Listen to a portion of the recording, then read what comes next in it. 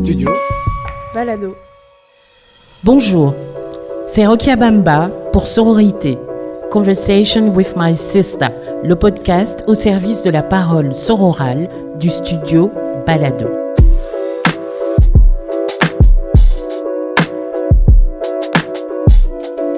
Une fois par mois, je vous invite dans mon podcast Talk Show à découvrir deux femmes flamboyantes, deux femmes engagées dans la cité, deux femmes artistes et aujourd'hui, mes sisters sont Jia Abrassar et Leila Elmahi. Le podcast est enregistré en public dans des lieux culturels bruxellois. Nous sommes cet après-midi à l'espace K1 de Canal Centre Pompidou dans le cadre de l'exposition Kinshasa Ntonga, entre futur et poussière, qui se tient jusqu'au 20 novembre. Comprenant à la fois des œuvres originales et des documents issus d'archives, Kinshasa Ntonga offre un regard intime sur la capitale congolaise, son patrimoine et ses perspectives d'avenir. Merci à toute l'équipe de Canal de nous accueillir et merci au public de nous accompagner. Rokia Bamba, Sororité, Conversation with My Sisters. Bonsoir Jia Abrassar. Bonsoir Rokia. Bonsoir Leila Elmahi. Bonsoir Rokia. Jia Abrassar est journaliste culturelle décoloniale. Tu as cofondé le collectif Warrior Poets et co-dirigé l'ouvrage créé en post-colonie 2010-2015, Voix et dissidence belgo-congolaise. Tu as créé Café Congo, un tiers-lieu à Anderlecht qui invite à reconsidérer les relations belgo-congolaises à travers une pensée artistique. Jia Abrassar, tu es une femme flamboyante. Une entrepreneuse de talent. Les vins, jus de gingembre et bissap sont tes dadas. Au cœur des Marolles se trouve une boutique, Gingerji et Malaika. Vanessa Gonga y vend un café exceptionnel. À vous deux, vous faites battre le cœur de cette petite rue du Chevreuil et vous élevez nos papilles gustatives. Leila Elmahi est passionnée par les relations humaines, le storytelling et le coaching. Tu souhaites plus que tout mettre à profit ton expérience dans des projets novateurs et créatifs avec lesquels tu partages des valeurs telles que la solidarité, la co-construction, l'égalité des chances en matière d'emploi et de culture. Tu es expérimentée en gestion de formation, de projets, d'événements et en communication grâce aux différents secteurs explorés en tant qu'enseignante, coordinatrice, chef de cabinet et responsable de communication. Ce que tu aimes par-dessus tout dans le travail en communication, c'est de rencontrer des gens, de partager des histoires inspirantes. Tu travailles actuellement au GAMS. Le GAMS, c'est le groupe pour l'abolition des mutilations sexuelles féminines.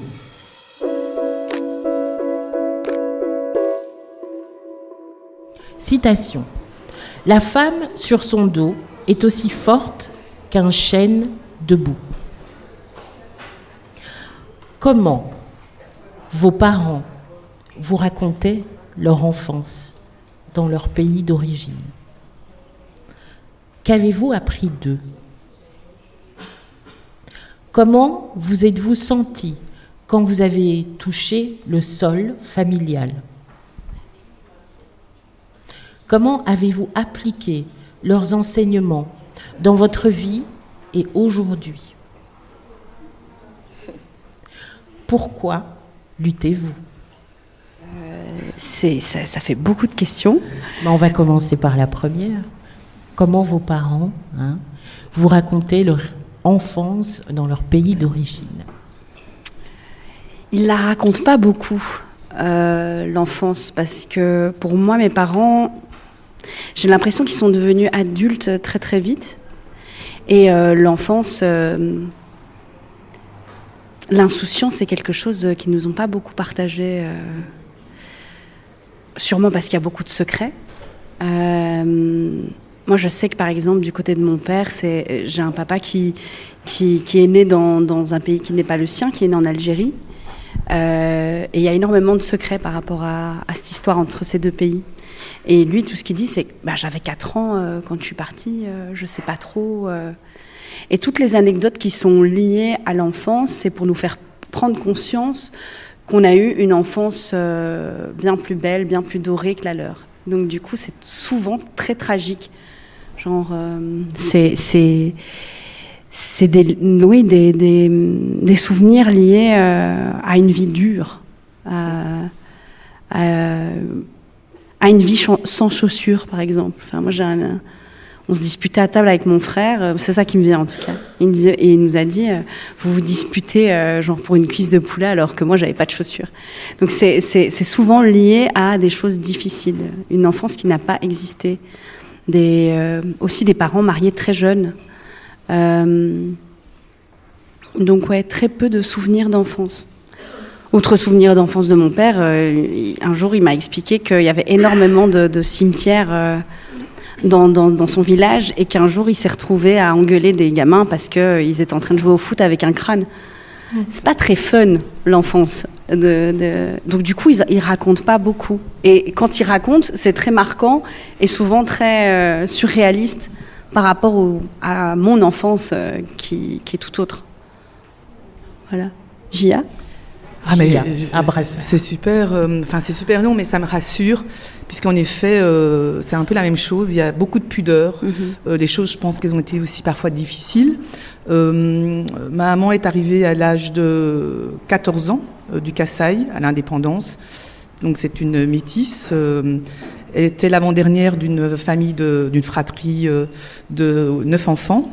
Et elle est venue sans la maman, puisque à l'époque du Congo belge, c'était le statut d'indigène, même si les enfants ont tous été reconnus par mon grand-père, Victor Benoît. Son épouse reconnue n'a pas pu venir. D'où vient ma lutte pour cette pensée décoloniale et cette réparation collective belgique. Donc ma mère est arrivée à l'âge de 16 ans, placée soit à l'internat ou dans des familles du réseau familial, donc des familles assez aisées. Elle a eu une bonne éducation catholique que j'ai repris, mais c'est vrai que les exemples qu'elle me donne quand, à l'époque de l'adolescence, on se disputait, elle disait, moi j'ai pas connu ma mère, donc voilà, c'est des sujets très douloureux. Ça commence bien. Ouais.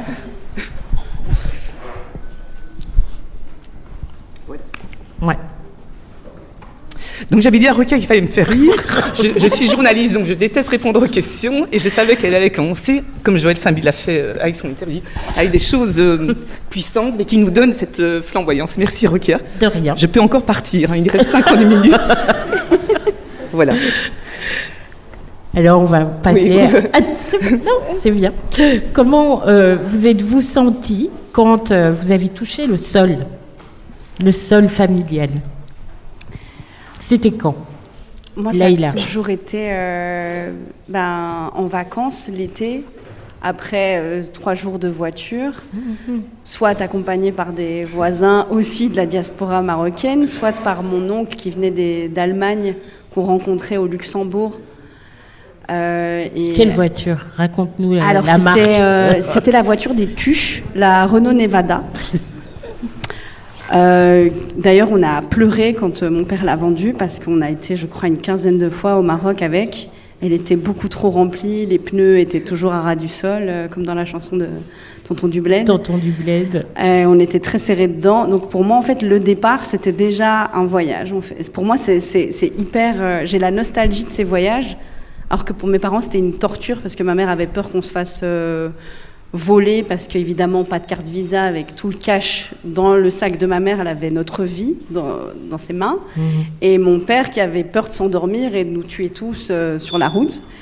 Et pour nous c'était ah super, on va au Maroc, c'est trop chouette, les paysages.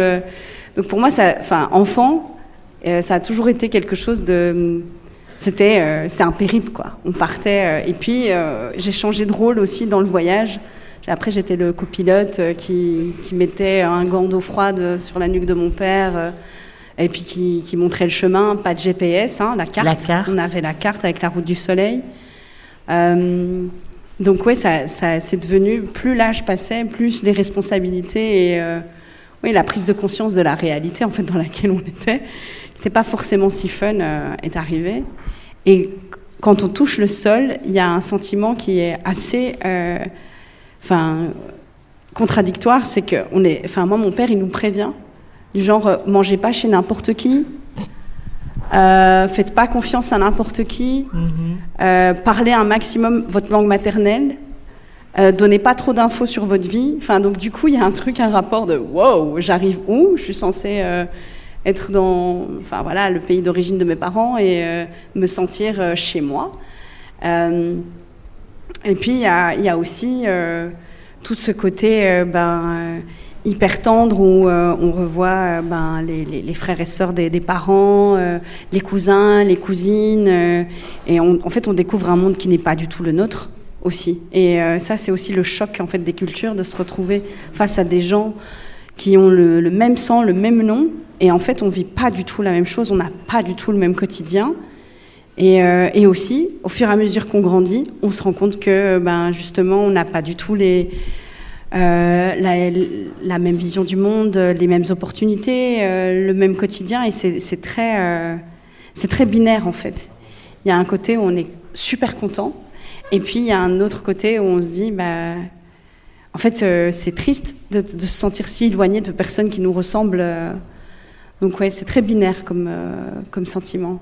Et la tâche est très forte. Moi, je vais régulièrement dans ma famille au Maroc, mais je me sens pas tout à fait... je suis pas chez moi, en fait. Et je me suis rendu compte de ça avec le temps, c'est que ça fait partie de moi, mais c'est mon héritage, et ça le restera toujours, mais c'est pas chez moi. Et j'ai mis du temps et je pense qu'au niveau identitaire, ça évolue toujours, mais ça fait quelque chose quand même de pas se sentir chez soi alors qu'on nous dit alors t'es retourné au pays, ce genre de truc. En fait, mon pays c'est ici, donc ouais, c'est un sentiment binaire. On a l'impression d'être à la maison, mais pas tout à fait. Moi, je suis allée à Kinshasa, mais qui n'est pas la terre natale.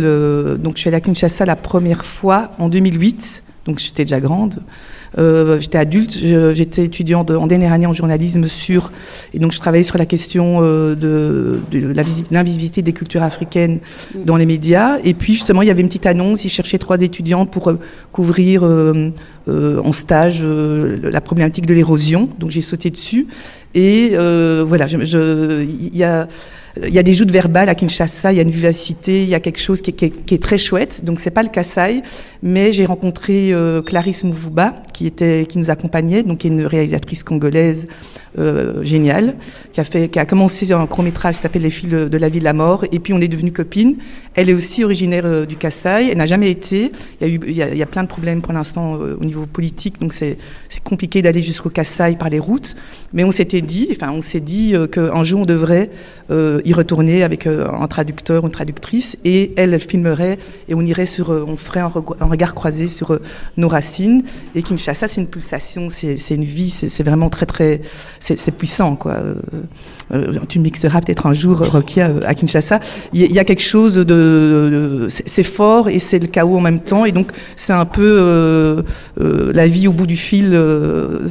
Donc on en profite à fond, et il y a comme ça une sorte de chaos. Et donc ça m'a vraiment, voilà, quand je suis arrivée, on allait voir le dimanche après-midi les concerts de rumba. Et là, je me souviens, j'avais appelé ma mère en direct, c'était 17h, et là, vraiment, j'ai senti toute une nostalgie qui revenait. Elle disait, là, rien que pour ça, pour être en direct le dimanche, l'après-midi, à des concerts, pour manger justement à Matongé, cette chèvre grillée, d'être dans ce vivier, c'est vrai que c'est unique, et ça m'a réchauffé le cœur. Je suis retournée quelques fois, mais la situation politique, c'est un peu compliqué. Et c'est pour ça que je retranspire cette flamboyante racine congolaise par ici, quoi. Donc avec le lieu ou en tout cas le raisonnement, enfin tout ce qui est bouillonnement artistique congolais, quoi. La question, oui, c'était comment avez-vous appliqué les enseignements de ce que vos parents vous ont inculqué dans votre quotidien, dans votre vie? Moi, il y a un truc qui me vient, c'est la loyauté. Il y a quelque chose de très fort. Enfin, il faut être... la parole, c'est quelque chose de précieux, d'important. Et donc, quand on donne sa parole à quelqu'un, il faut aller au bout de son engagement. Et je pense que si je suis une femme aussi engagée aujourd'hui, ça vient de là. C'est le fait que la parole, c'est quelque chose d'extrêmement important. Et il faut respecter sa parole. Enfin, il y a de ça. Enfin, c'est la première chose qui me vient, c'est ça.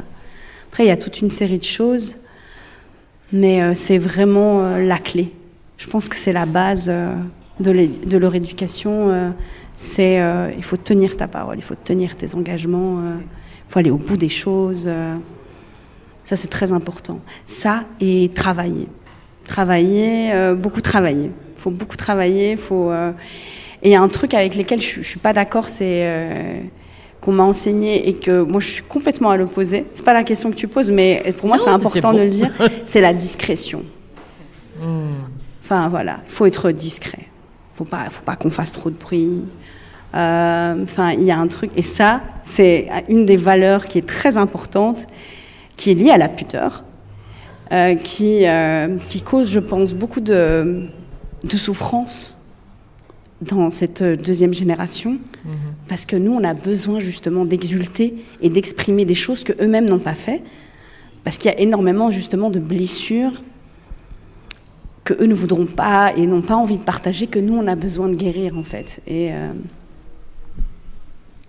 ça, c'est important qu'on arrive à trouver en fait un juste milieu entre ce respect, parce qu'il faut respecter leurs besoins de pudeur, et notre besoin justement d'aller diguer, d'aller chercher en fait ce qui fait qu'on est en souffrance de choses qui nous appartiennent pas en fait des fois. Mais moi, j'ai rencontré Laïla il y a 10 minutes. On se connaissait pas, et c'est vraiment fabuleux parce qu'on a presque le même parcours, dans le sens la discrétion, la loyauté. Alors dans les sororités, la loyauté, s'il n'y a pas ça, on serait même pas là. Ah bah ouais. C'est primordial, la parole. Et alors, toi, tu dis le travail. Moi, j'appelle ça le jusqu'au boutisme. Ah oui. C'est-à-dire que ma mère, puisque donc mon père est mort quand j'avais 7 ans, donc elle a été veuve à 34 ans. Voilà, donc c'est-à-dire qu'elle se retrouvait seule, pas dans son pays natal, ici, avec moi qui avait 7 ans. Et donc, c'était le travail, jusqu'au boutisme, le travail, et surtout, les principes, quoi.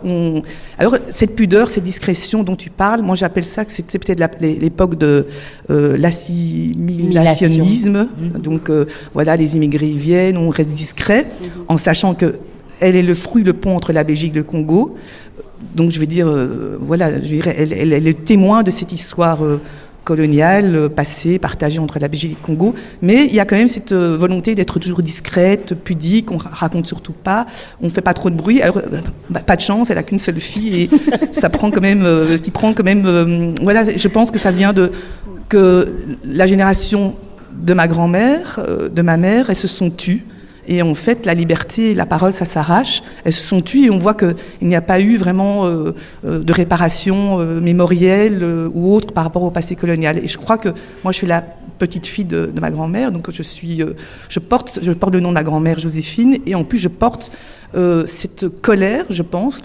Très jeune, j'ai été déjà très en colère, cette frustration de comment est-ce qu'un pays, un État, la res publica, la chose publique, peut avancer, peut vivre dans un espace public qui est rempli d'hommages à des héros coloniaux, des militaires, etc., sans prendre en considération les générations, les citoyennetés post-coloniales dont je suis issue, mais aussi des Congolais, Burundais et Rwandais qui vivent ici et qui sont venus par l'immigration ou par relation Belgique, ancienne colonie. Et c'est ça, en fait, cette pudeur, cette discrétion, c'est comme si la valeur des personnes immigrées ou des personnes qui sont arrivées ici, elle était toujours sujette à caution. Or, la responsabilité, en tout cas la mienne, en tant que petite fille, c'est de dire, en tout cas, là, il faut prendre l'espace, je suis belge, je me ressens comme belge, je dois beaucoup à la Belgique, mais c'est vrai que j'ai quelque chose en plus, j'ai cette racine congolaise, et je dois en faire quelque chose, donc voilà, chacune, je pense qu'on est un peu moins pudique que nos parents, mais c'est vrai que l'éducation, elle a été dure, une main de fer dans un gant de velours. Je pense qu'on a toutes eu cette éducation-là, et c'est surtout que maintenant, on ose revendiquer, négocier avec les institutions notre place, notre valeur. Justement, par rapport à ce silence parental, ce fardeau qu'on a l'impression de porter, cette croix qu'on a l'impression de peser inlassablement sur notre dos, même si justement on essaye par monts et par vaux de se faire entendre. Est-ce que vous pensez qu'il y a une guérison possible ? Laïla me fait signe. Ouais, la guérison, ben oui, je pense que nous sommes le fruit. S'il y a guérison, il y a vie. C'est un processus qui prend beaucoup de temps. Je pense qu'on a dû tous passer par le déni, parfois des points aveugles ou les angles morts, pour citer la pièce de Joël Sambi. C'est des choses, en fait, en grandissant, tout le côté rebelle que moi j'avais quand j'avais 16 ans. Donc, on fait tous les 400 coups, on écoute Bob Marley, on fait des tags, etc. Toujours avec, modestement, un engagement politique. En grandissant, on apprend à moins se faire mal. Parce que parfois, la colère, elle se retourne contre nous. Et en grandissant, c'est pour ça, je pense que en étudiant le journalisme sur le tard, donc j'ai repris des études à 31 ans, ça m'a permis aussi de cadrer mes pensées, de cadrer mes colères et de savoir, en grandissant, comment est-ce qu'on pouvait guérir. Et guérir, c'est d'abord travailler sur soi, se situer, savoir comment je me situe au sein de ma famille, comment je me situe avec ma couleur de peau, parce que j'ai un white pass, donc je suis light skin. Si je vais à Kinshasa, on m'appelle l'afro-bayana, donc parce qu'ils savent pas trop si je suis italienne, espagnole. Donc en fait, c'est se situer, résoudre de manière intime les défis, les challenges, et puis porter collectivement. Et ça, je pense que c'est vraiment important, avoir beaucoup de bienveillance par rapport au processus de déconstruction de tout à chacun. Comprendre aussi que chacun a un rôle à jouer, qu'on soit blanc, noir, métis, mixte, tout ce que tu veux. Chacun, c'est check your own people, on peut pas tout porter. Et donc la guérison, elle se fait d'abord sur la valeur que l'on porte à soi, sur comment est-ce qu'on peut collectivement, avec la sororité, avec les sœurs et les frères, entre guillemets, comment est-ce qu'on peut faire les choses, et puis se soulager, dans le sens, une fois qu'on a fait ce qu'on devait, aussi se préserver pour éviter des burn-out dans la militance, ce qui arrive beaucoup. Donc moi je crois à la guérison, parce que si je suis ici avec vous, c'est que je suis justement flamboyante et guérie, mais voilà, ça c'est encore autre chose. Moi je pense qu'on n'est pas journaliste par hasard, et que justement ce besoin de questionner, il vient de là, le fait quelque part en choisissant ce type de métier, en étant dans la communication, dans le journalisme, dans les relations publiques, c'est essayer de trouver des réponses. Mais guérir pour moi, c'est aussi se dire qu'il y a des questions auxquelles on n'aura pas de réponse. Et tu es prêt à l'accepter? Je suis obligée si j'ai envie d'avancer, parce que mais il faut poser les questions. En fait, on est arrivé au point aussi où on est dans des familles où on ne pose pas de questions. On ne se pose pas de questions. Alors qu'en fait, si on posait juste, on s'installe et on pose des questions, il y a peut-être moyen d'avoir un peu des réponses. Pas toutes les réponses, mais déjà quelque chose pour pouvoir soulager un minimum justement cette colère, cette tristesse, ce chagrin qui nous submerge et dont on n'est pas, on se rend pas. On ne sait pas d'où ça vient des fois. C'est juste, on est pris par une émotion qu'on n'arrive pas à déterminer d'où elle vient, mais juste en ayant cette possibilité de poser des questions Et en acceptant le fait que des fois, on n'aura pas toutes les réponses, au moins, c'est déjà un premier pas. Mais il y a ce devoir de mémoire duquel on parle beaucoup. Moi, je me dis, je suis dans une génération de la transition, donc mes parents ont migré, moi j'ai encore la langue, je vais quand même assez régulièrement au pays, je pose des questions, parfois trop de questions, parfois on me dit d'arrêter de poser des questions, mais je le fais pas juste pour moi. Je sais que j'ai des neveux, des nièces, en fait, qui parlent pas la langue, qui vont au Maroc, qui se disent elle ressemble beaucoup à grand-mère, mais ils savent pas qui c'est. Et je me dis, si on peut nous laisser une trace, en fait, ça fait déjà partie du processus de guérison. Même si la trace, elle n'est pas complète, elle est bancale, elle nous appartient, en fait. Et ça, c'est déjà... Pouvoir contribuer à ça, c'est déjà énorme, c'est déjà super. Et ça aide à guérir. Vous écoutez Sororité, Conversation with My Sisters, un podcast de Rokia Bamba et du studio Balado. Merci au public chaleureux qui nous accompagne.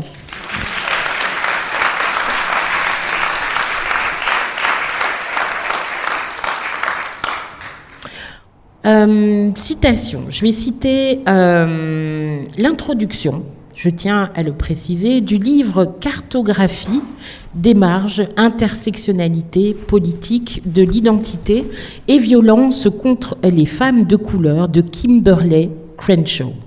Au cours des 20 dernières années, les femmes se sont organisées contre la violence presque banale qui structure leur vie.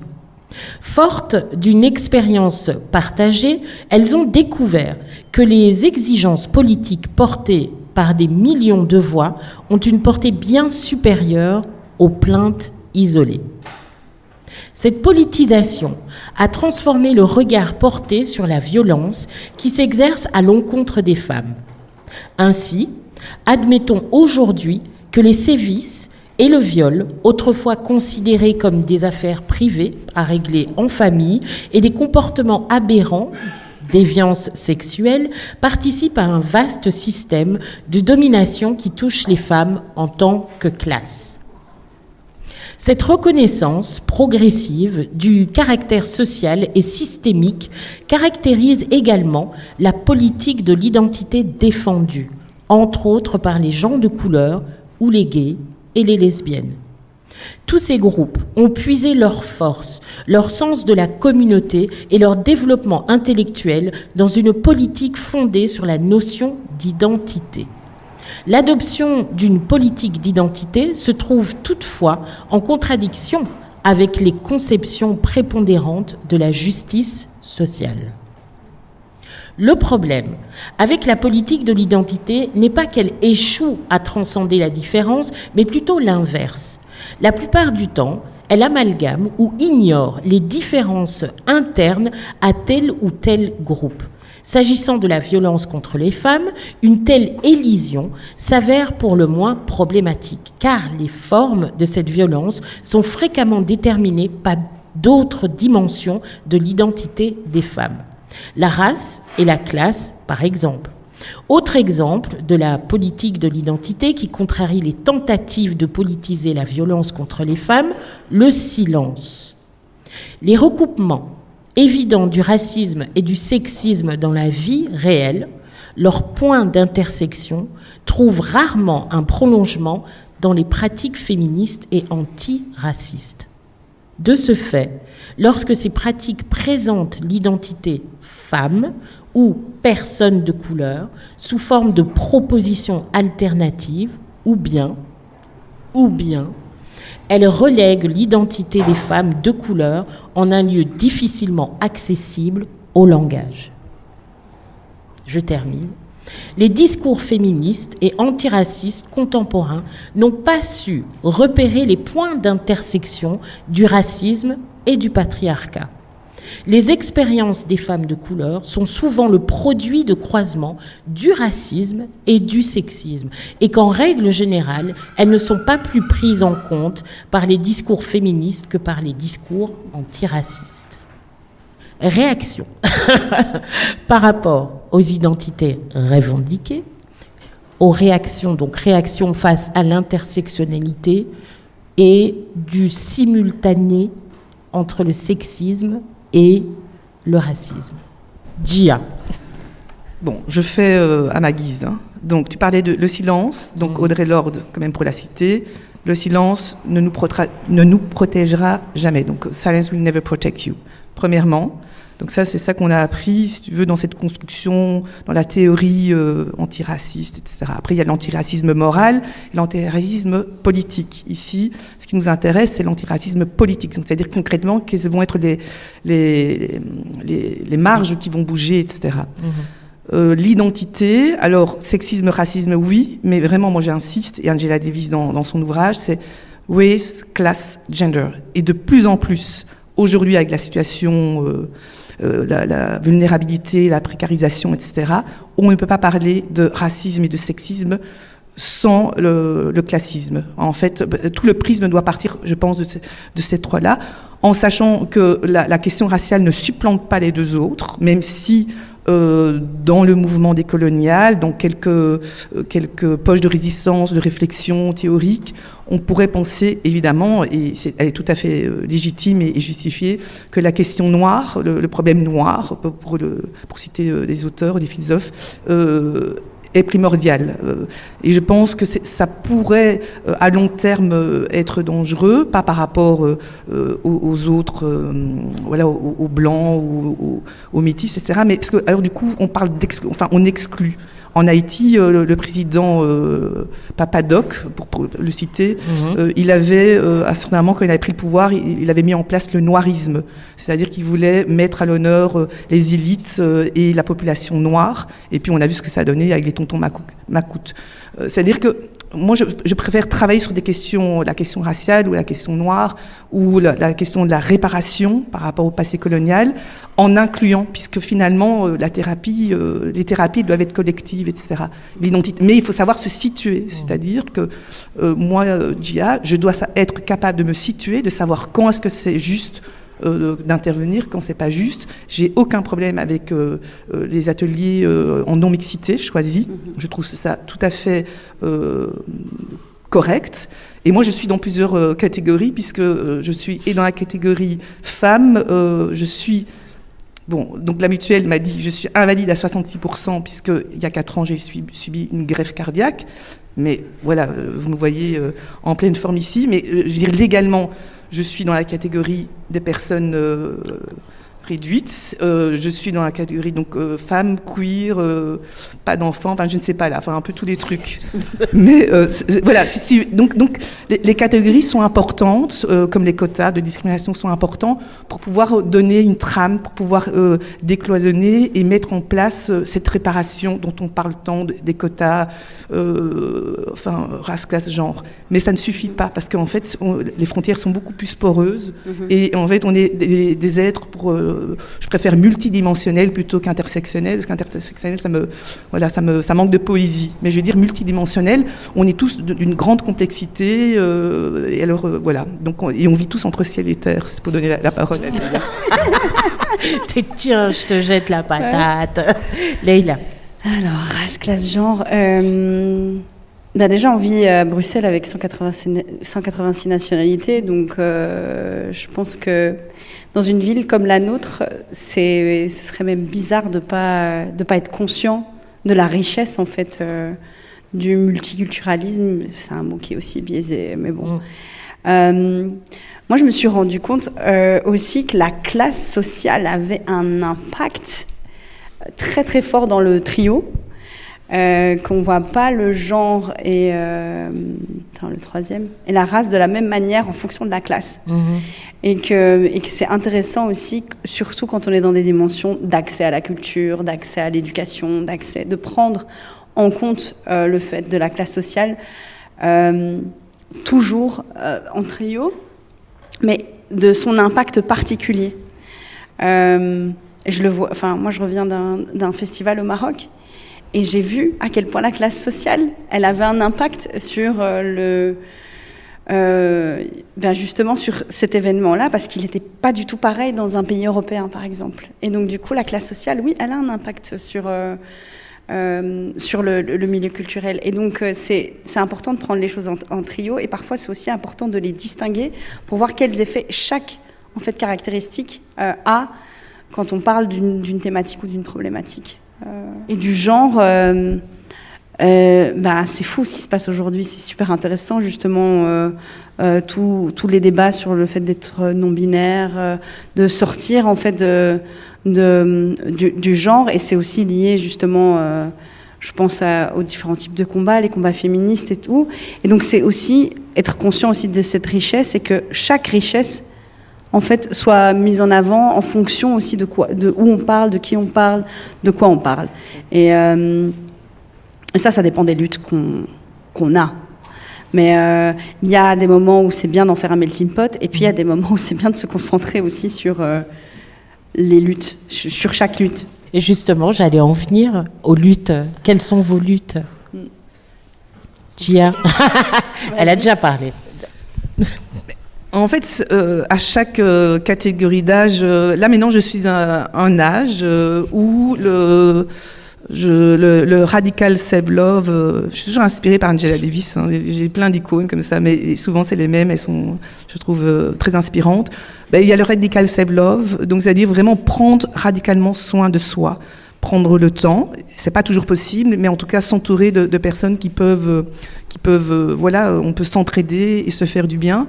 Et la lutte, après, je pense qu'on a toutes et tous une mission sur Terre. Parfois on ne sait pas, mais la mienne s'est révélée très jeune.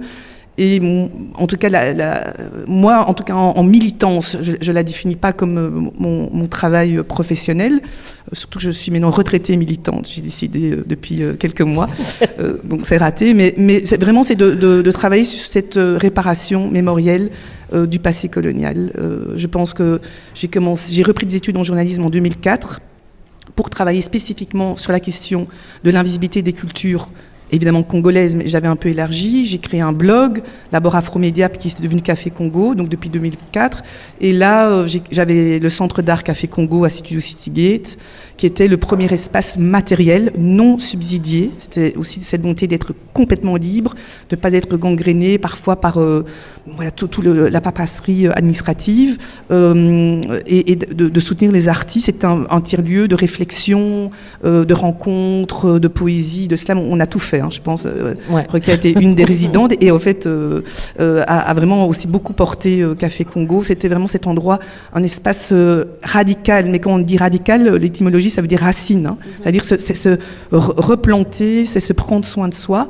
Mais la lutte, maintenant je suis dans les Marolles, donc elle est moins, elle est plus éparse, je dirais, mais elle est là. C'est-à-dire que c'est comment on intègre les voisins, comment on intègre les précarités pécuniaires, comment est-ce que on crée une vitalité dans des espaces de débrouille où on sent et on voit directement, dans la petite rue dans laquelle on voit directement l'impact, la question de la mobilité. Pour moi, la question des mobilités des artistes africains est primordiale. Évidemment vient la question des sans-papiers et de la régularisation des sans-papiers qui travaillent ici. Ils travaillent tous ici en Belgique, mais parfois 10, 15, 20 ans, ils sont pas reconnus. Et ça, avec la politique actuelle, c'est très compliqué d'avoir ce soin humaniste, sans citer de jeu de mots par un parti politique. C'est vraiment d'avoir le soin par rapport aux autres. Et donc, les marchandises voyagent plus facilement que les humains. La question de la régularisation des sans-papiers, la question aussi des précarités dans les Marolles, elle est primordiale. Donc, la lutte, elle est moins définie, je dirais, centralement autour de Café Congo. Pendant 15 ans, j'ai travaillé à la question post-coloniale, décoloniale, mais non, pour citer Audre Lorde, uncoloniale. Mais ça sera pour une autre fois. C'est de voir comment est-ce que, dans ces conditions qui vont arriver, qui vont être beaucoup plus rudes, comment est-ce que l'entraide, la solidarité, elle peut être là. Et comment est-ce que on peut être attentif aux autres et peut-être à un niveau politique de négociation, travailler sur la régularisation des sans-papiers. Voilà. Léna. Je te rejoins sur le soin, écrire et soigner. Moi, depuis très peu, je me suis formée en fait aux ateliers d'écriture thérapeutique. Et donc, c'est une nouvelle lutte, un nouveau chemin sur lequel j'ai envie de voyager. Je suis chargée de communication à mi-temps Et je précise bien à mi-temps parce que je pense que c'est pas un boulot que moi je pourrais faire à temps plein. Parce que la militance, je sais qu'elle peut brûler. J'ai déjà brûlé auparavant. Et c'est important de parler de soin et de parler de le fait de prendre soin de soi quand on est militant, justement, et de connaître ses limites. Et donc, moi, dans mon boulot, je suis chargée de communication et storyteller. Et mon rôle, en tout cas, il est en train de se définir dans les mois qui arrivent, c'est de pouvoir donner la parole aux personnes concernées et donc de pouvoir interviewer mes collègues qui sont concernés par l'excision, de pouvoir interviewer des personnes qui ont été justement suivies par le GAMS, parce que pour moi, c'est super important et que c'est une des meilleures manières, en fait, de parler de la lutte, de parler de la cause, c'est de donner la voix, en fait, aux personnes qui sont concernées par cette lutte. Et ça, donc c'est ce que je fais à mi-temps. Et c'est très bien que je puisse le faire à mi-temps pour le bien de ma santé mentale. Et à côté de ça, c'est écrire et soigner. Et pour moi, écrire et soigner, en fait, c'est la même chose. Parce que le fait d'écrire ou d'aider des personnes ou d'accompagner des personnes dans l'écriture, c'est un médicament qui est magique. Et il faut pas forcément... Quand je parle d'écrire, c'est pas écrire en prose, en vers, en alexandrin, en haïku. C'est pouvoir juste déposer les choses et de pouvoir apporter justement un endroit, un espace-temps qui permette de le faire en se sentant bien. Et ça, voilà, c'est mon projet du moment, c'est de pouvoir accompagner des gens dans l'écriture et de guérir tous ensemble, si c'est possible. Enfin, un petit peu. Je suis pas thérapeute, hein. Donc, mais l'idée, c'est ça. C'est de pouvoir faire ça. On va terminer sur la motivation. Qu'est-ce qui vous motive à vous lever, à faire, à être? Gia.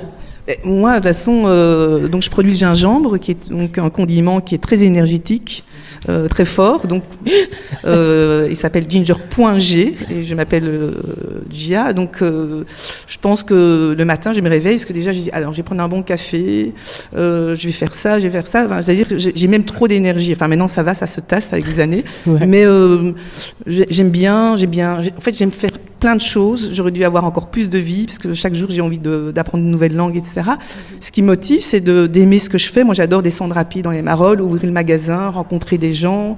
J'adore modérer les rencontres, donc c'est-à-dire être à ta place, Rokia, parce que t'apprends sur des artistes, des écrivains. En fait, la motivation, heureusement, elle a toujours été là. À l'école, quand j'étais petite, j'ai jamais raté l'école. Je pleurais quand j'étais malade parce que pas vraiment pour aller au cours, mais plus pour aller dans la cour, s'amuser, faire les 400 coups, etc. Parce que je suis fille unique. Et donc, la motivation, d'essayer de faire que des choses qui me font plaisir. Donc, j'ai pas d'agenda. Je prends jamais de rendez-vous, sauf les rendez-vous administratifs ou médicaux. Donc déjà, c'est less is more. Donc déjà, j'essaye d'appliquer ça. Le reste, je retiens. Voilà. Donc comme ça, je me soulage. Je prends jamais rendez-vous. Je réserve jamais les restaurants à l'avance, même si après il y a pas de place. J'essaie d'être dans une fluidité, d'être tout le temps dans l'inspiration du moment présent.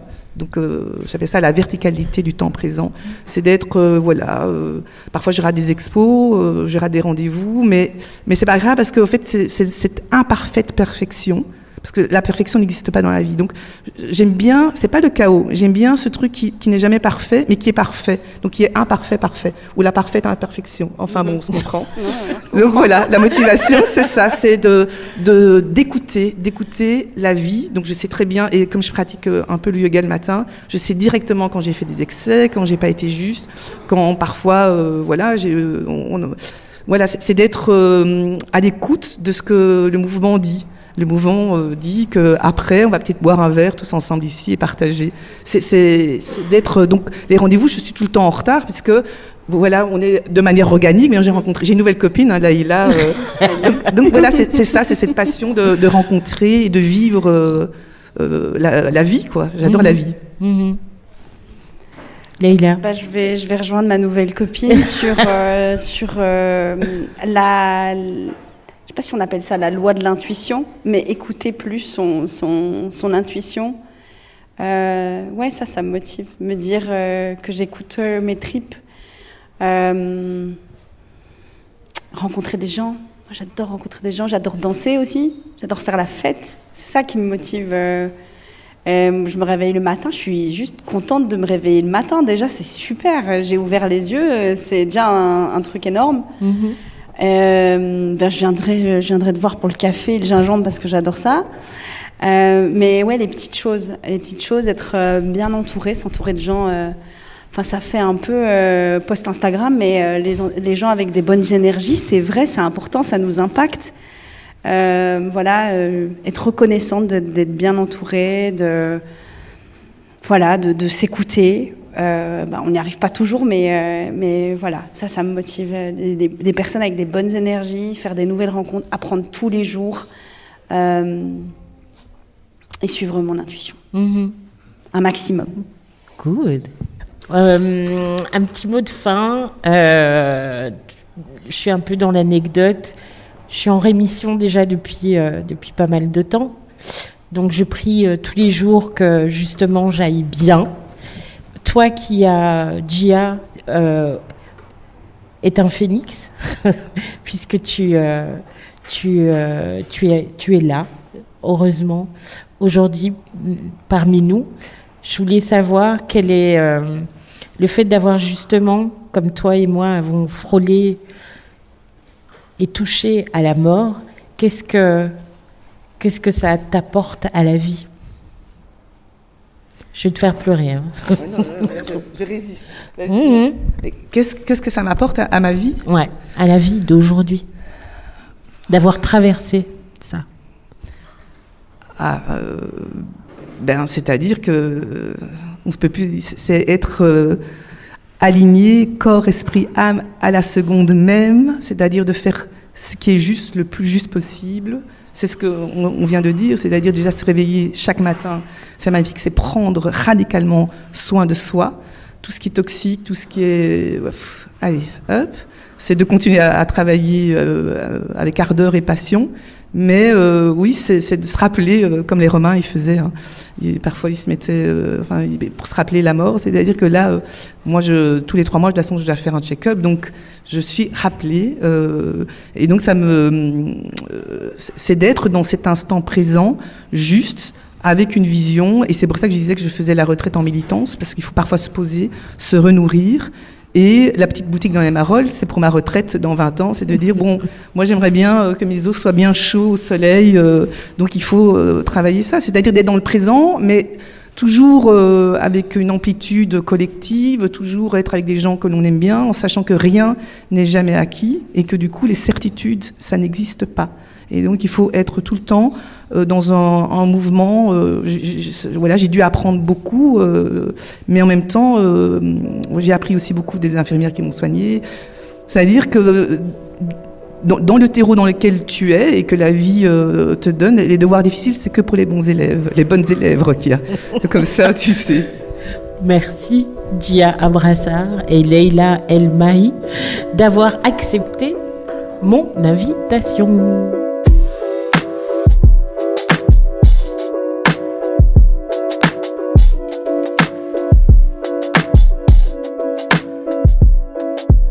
C'était Sororité, conversation avec mes sisters Gia Abrassar et Leila El Mahi. Cet épisode de mon podcast est une invitation de Canal Centre Pompidou et a été enregistré en public le samedi 8 octobre 2022. Merci à mon producteur et réalisateur Michel-Ange Vinti. Musique originale et mixage David Federman. Production et administration Julien Barbier. Illustration Patrick Cross. Merci à toute l'équipe de Canal. Anna Lopor-Caro, Caroline Caziola, Régie Générale Baxter et Philippe Dardelais. Vous pouvez visiter notre site www.studiobalado.com ou nous contacter via les réseaux sociaux. Et abonnez-vous à mon podcast sur votre plateforme d'écoute préférée. Merci au public présent et merci pour votre écoute. À bientôt.